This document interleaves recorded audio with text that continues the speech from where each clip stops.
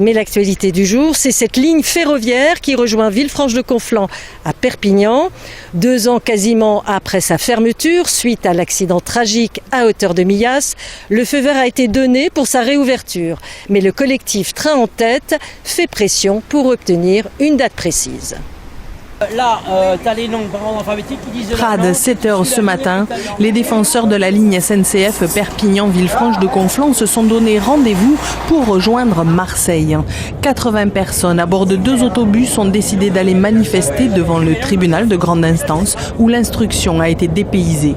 Après 2 ans d'attente, ils n'en peuvent plus. Et ça n'est jamais arrivé en France. D'habitude, sur les autres cas, en quelques jours, maximum 15 jours, l'instruction, enfin le matériel relevé sur place physique est réalisé.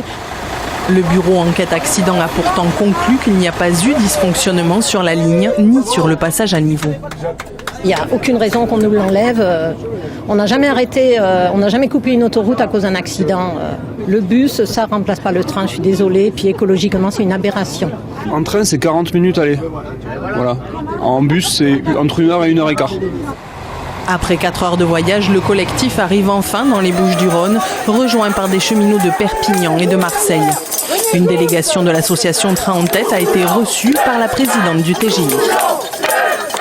Il s'est dit qu'on était sur la fin de l'instruction, que probablement les expertises seraient rendues dans les jours qui suivent et qu'en suivront la levée des scellés.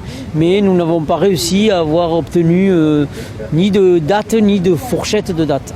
Et la gare ouvrira, c'est notre combat. Les parties dans l'affaire peuvent encore contester les expertises. Déçu, le collectif reste donc mobilisé et inquiet.